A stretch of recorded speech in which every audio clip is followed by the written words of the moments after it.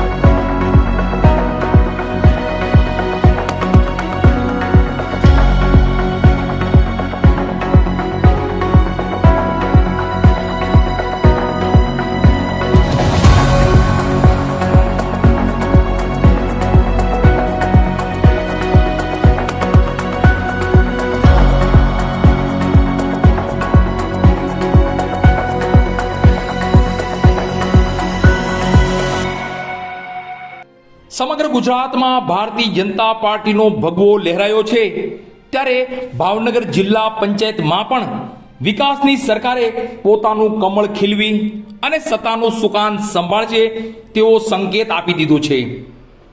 ત્યારે નેસવડ જિલ્લા પંચાયત બેઠક પર પણ ભારતીય જનતા પાર્ટીના મજબૂત ઉમેદવાર જયંતિભાઈ બામણીયા જંગી બહુમતીથી જીતી વિકાસની આગે કૂચ થશે તેવી વાત કહી હતી।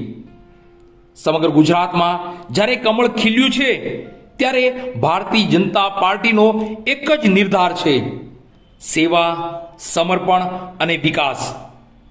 પ્રજાએ પરિવર્તન ન સ્વીકારતા વિશ્વાસ અને વિકાસના કમળને જીત અપાવી છે।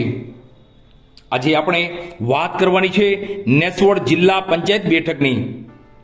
નેસવડ જિલ્લા પંચાયત બેઠક પર સ્થાનિક, મજબૂત, સેવાભાવી અને લોકોને સાથે લઈને ચાલનારા એવા જયંતિભાઈ બામણીયાએ ભારતીય જનતા પાર્ટીમાંથી ઉમેદવારી નોંધાવી હતી અને જયંતિભાઈ બામણીયાએ પોતાની જીતના દાવા સાથે કહ્યું હતું કે લોકોને સાથે રાખીને, લોકોની વચ્ચે રહીને અને વિકાસ થશે તેવી જ ભારતીય જનતા પાર્ટીની નેમ છે।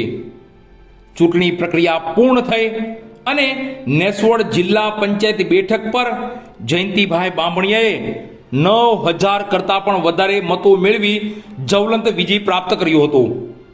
વધુમાં આ બેઠક પર જયંતિભાઈ બામણીયા સ્થાનિક ઉમેદવાર હોય, લોકોના પરિચય અને પરિવારમાં હોય એટલે જયંતિભાઈ બામણીયાએ 6345 મતોની જંગી લીડ સાથે ભવ્ય વિજય મેળવ્યો છે।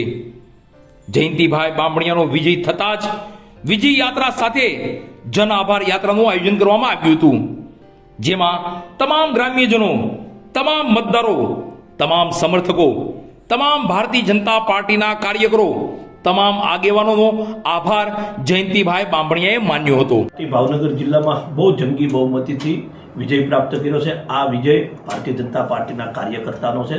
દેશના યશસ્વી વડાપ્રધાન નરેન્દ્રભાઈ મોદી, આ રાજ્યના મુખ્યમંત્રી ભૂપેન્દ્રભાઈ પટેલ, એમની સરકારના પ્રજાલક્ષી કામોનો અને લોકોએ મૂકેલો ભારતીય જનતા પાર્ટીનો આ વિશ્વાસ છે। કેટલી બેઠકો હતી એમાંથી ભાજપે કેટલી? ભારતીય જનતા પાર્ટી 40 બેઠકો ઉપર જિલ્લા પંચાયત લડતી હતી, એમાંથી 36 બેઠકોનો વિજય થયો છે। 210 અમે તાલુકા પંચાયત લડતા હતા, એમાંથી 148 વિજય થયો છે અને 96 નગરપાલિકાઓ અમે લડતા હતા, એમાંથી 81 નગરપાલિકામાં ભારતીય જનતા પાર્ટીનો વિજય થયો છે। કાર્યકર્તાઓને શું સંદેશો? કાર્યકર્તાઓને સંદેશો એક જ હોય છે, ભારતીય જનતા પાર્ટીનો કાર્યકર્તા ક્યારેય પગ વાળીને બેસતો નથી।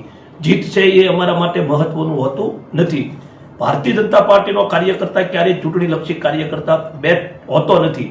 આજે જીત્યા છે એ કાલે પાછી પ્રજા વચ્ચે જઈ ભારતીય જનતા પાર્ટીની વિચારધારા અને વ્યાપ વધે તેના માટે કામે લાગે. નવા જીતેલા ઉમેદવારો માટે શું સંદેશ? નવા જીતેલા ઉમેદવારોની ઉપર લોકોએ ખૂબ મોટો વિશ્વાસ મૂક્યો છે.